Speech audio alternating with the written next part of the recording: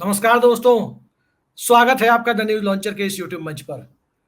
दोस्तों, नीतीश कुमार ने भारतीय जनता पार्टी को बैक टू बैक झटके देने के लिए ऐसा लगता है कि प्लानिंग ही कर ली है। इस तरह की प्लानिंग, जिस प्लानिंग में बीजेपी बुरी तरह उलझ रही है, और ये प्लानिंग अब बिहार के दायरे से बाहर निकलकर भी हो रही है। और इस बैक टू बैक झटके को एक तरह से,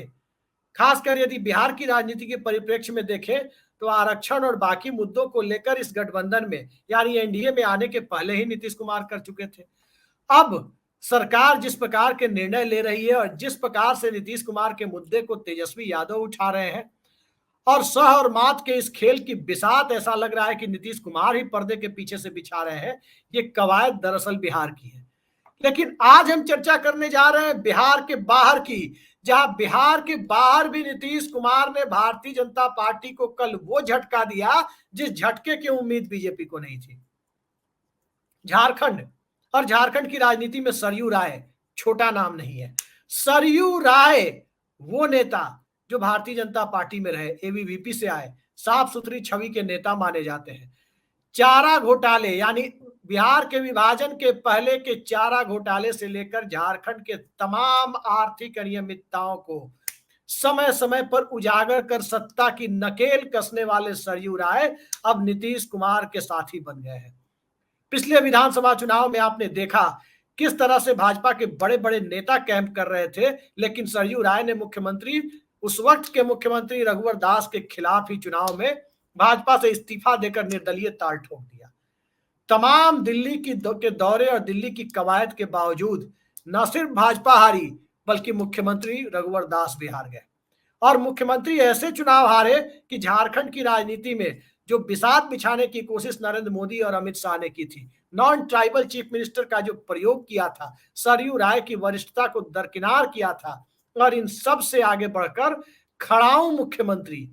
पर्ची से निकलने वाले मुख्यमंत्री, ऐसे मुख्यमंत्री जैसे मुख्यमंत्रियों की कतार जो रघुवर दास से शुरू हुई और भजन लाल शर्मा और मोहन यादव तक पहुंच गई, भूपेंद्र पटेल तक पहुंच गई, उस कतार को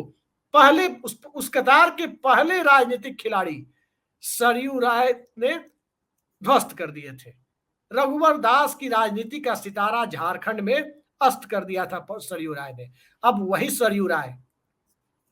नीतीश कुमार के बगलगीर हो गए हैं, जनता दल यूनाइटेड में औपचारिक रूप से शामिल हो गए हैं। और जनता दल यूनाइटेड जिस ढंग से बीजेपी के बेस को खुरचने की कोशिश झारखंड में कर रही है,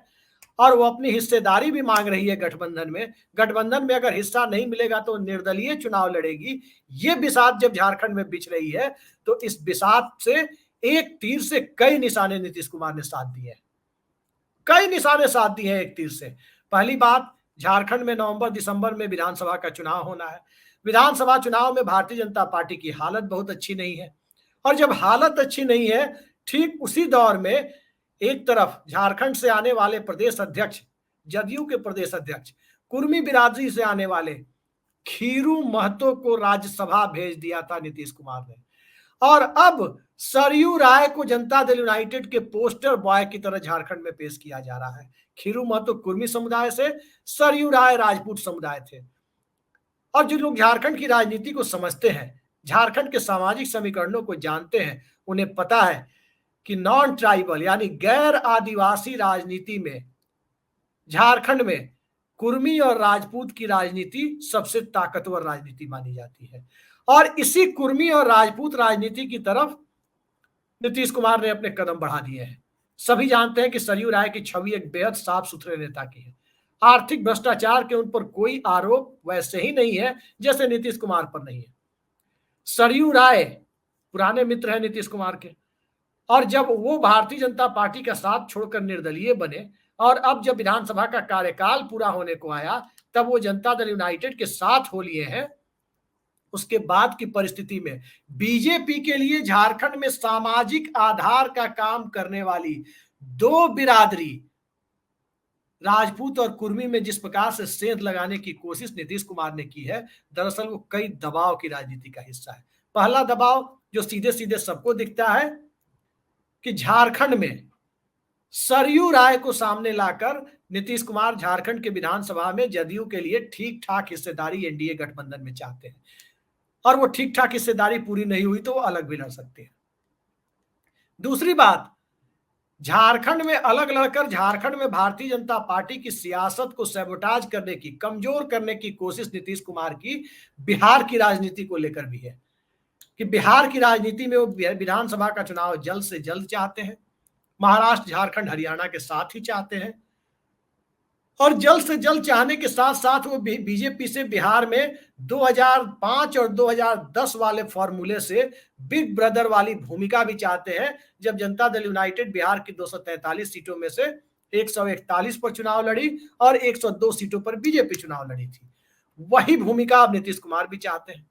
एक बार फिर से वो ना मिले तो कम से कम 130 सीटें तो हर हाल में मिले। और इन सब के लिए जिस झारखंड में कहा जाता है गुजरात लॉबी के कई तरह के हित जुड़े हुए हैं, कई तरह की माइनिंग वाले स्टेट में, खनिज संपदा वाले स्टेट में, अब गुजरात लॉबी के, कथित गुजरात लॉबी के कौन कौन से हित हो सकते हैं हमारे दर्शक बखूबी समझते हैं। तो उस राज्य में यदि चुनावी बिसात एक बार फिर गड़बड़ाती है तो कईयों के अरमानों पर, सत्ता के पीछे चलने वाले और सत्ता से भरपूर लाभ उठाने वाले क्रोनी कैपिटलिज्म की पूरी बुनियाद रखने वाले लोगों पर भी गाज गिर सकती है, उनके मंसूबों पर पानी फिर सकता है। तो एक तरफ झारखंड की संपदा पर गिद्ध दृष्टि लगाए हुए क्रोनी कैपिटलिस्टों की के हितों का मामला, जनता के हितों के विपरीत भले ही चला जाए, वो बीजेपी के लिए कहा जा रहा है कि महत्वपूर्ण हो सकता है। दूसरी तरफ बिहार में नीतीश कुमार भारतीय जनता पार्टी के लिए एक अलग तरह से मुसीबत इसलिए खड़ी कर रहे हैं कि यही मौका है, बीजेपी को जितना दबाना है दबा लो, क्योंकि महाराष्ट्र झारखंड में बीजेपी पस्त पड़ी है, झारखंड में, महाराष्ट्र हरियाणा में बीजेपी पस्त पड़ी है और झारखंड में पस्त होने के कगार पर पहुंच गई है। तो कहीं ना कहीं से इसी मौके पे जब लोहा गर्म हो तो निर्णायक चोट करने के लिए नीतीश कुमार तैयार बैठे हैं। निर्णायक चोट इस रूप में कि यही मौका है कि बिहार में अपनी सीटों की संख्या को 43 से आगे बढ़ाकर 75-80 के पार पहुंचा दिया जाए।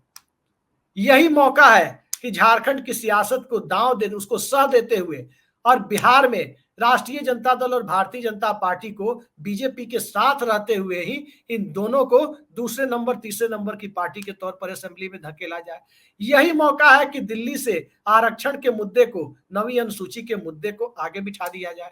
और यही मौका है जब झारखंड में एक तरफ जयराम महतो की राजनीति से बीजेपी पसोपेश में है तो दूसरी तरफ इंडिया अलायंस की राजनीति, हेमंत सोरेन की गिरफ्तारी के बाद से उपजी हुई परिस्थितियां, और अब दोबारा जब हेमंत सोरेन ने चार्ज ले लिया है, दोबारा मुख्यमंत्री पद संभाल लिया है, तो उस परिस्थिति को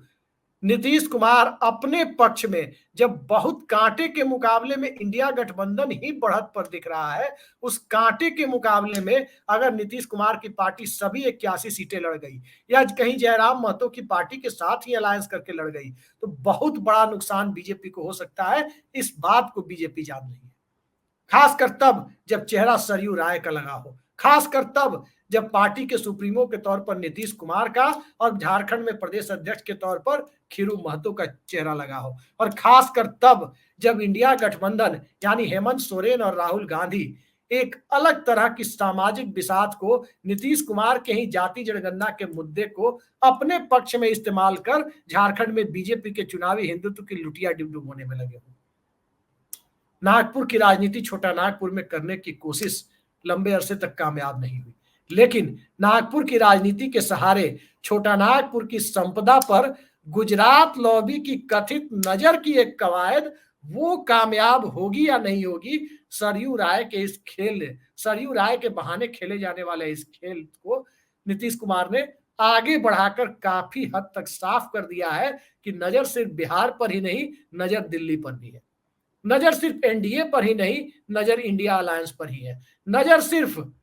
नरेंद्र मोदी पर ही नहीं, नजर शरद पवार और राहुल गांधी पर ही है, चंद्रबाबू नायडू पर भी है। तो इन तमाम खेल को देखते हुए एक तरफ बिहार की राजनीति में खुद को बीजेपी से बड़ा बनाने की कवायद, दूसरी तरफ झारखंड की राजनीति में दखल बढ़ाने की कवायद, तीसरी तरफ इंडिया गठबंधन में भारतीय जनता पार्टी के सामने अपनी बार्गेनिंग पावर को और ज्यादा दुरुस्त करने की कवायद, चौथी तरफ सामाजिक संरचना को जनता दल यूनाइटेड के पक्ष में जितना हो सके उतना मोड़ने की कवायद, और पांचवी तरफ बिहार में अपनी हैसियत को, राजनीतिक हैसियत को इस ढंग से सामने लाने की कवायद, जहां से इंडिया गठबंधन के लिए भी और एनडीए गठबंधन के लिए भी नीतीश कुमार का महत्व आज की तुलना में कई गुना बढ़े। और इन सब के लिए सरयू राय का पार्टी में शामिल कराया जाना, सरयू राय को झारखंड में एक महत्वपूर्ण चेहरे के तौर पर पेश करने की रणनीति और सरयू राय के सहारे